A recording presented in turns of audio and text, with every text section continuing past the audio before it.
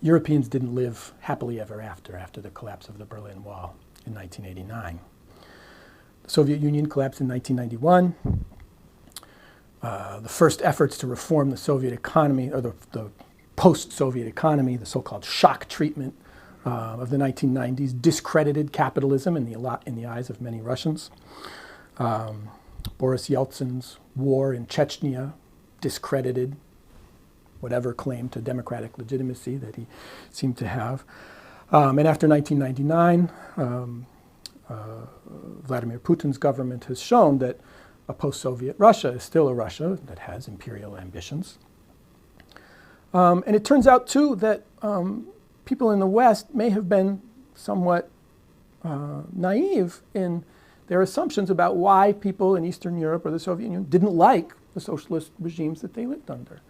I think people in the West tended to assume that people there didn't like those regimes for the reasons that we didn't like them, because they didn't tolerate dissent, because they had a secret police that spied on their citizens.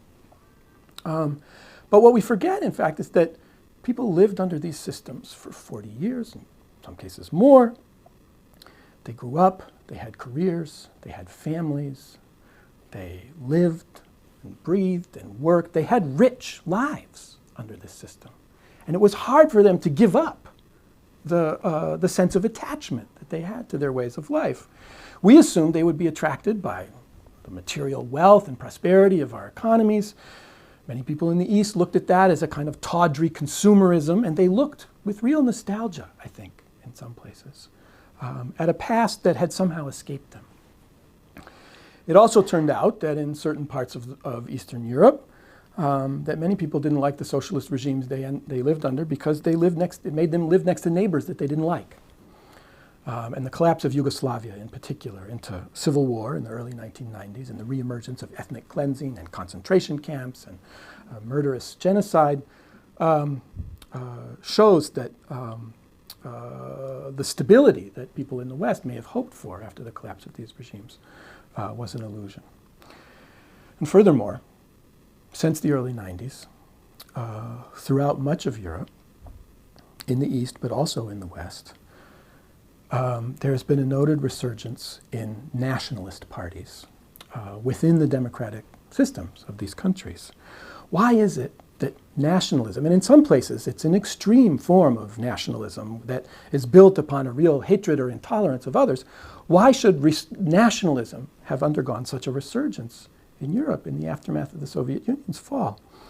Well, in part it has to do with what the nationalists are up against. What are the alternatives? The political language of liberalism, based upon a notion of individual rights, that doesn't offer much solace if you live in a political environment that's permeated with a sense of vulnerability and hostility from other groups. What about the language of class, of workers' interest or of farmers' interests? This language has been discredited by the experience of socialism. There is really, in many ways, no other vocabulary for defining a kind of unity that people can rally beyond, except for nationalism.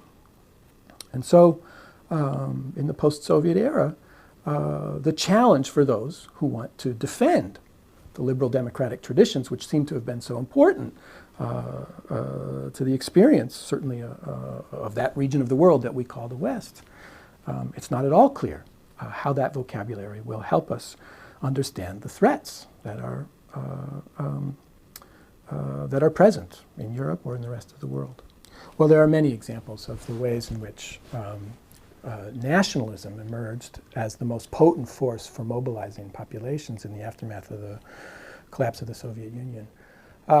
Perhaps one of the most poignant might be the example of Czechoslovakia, the so-called Velvet Revolution, which brought a dissident celebrity to power, Václav Havel, produced an independent Czechoslovakia which lasted only a period of a few years before it too was divided into the Czech Republic on one side and a Slovak nation on the other.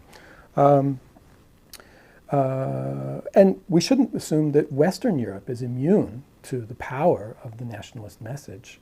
In the late 1990s, the leader of the extreme right-wing party, Jean-Marie Le Pen, the National Front in France, actually outdistanced one of the major parties in the first round of the presidential election.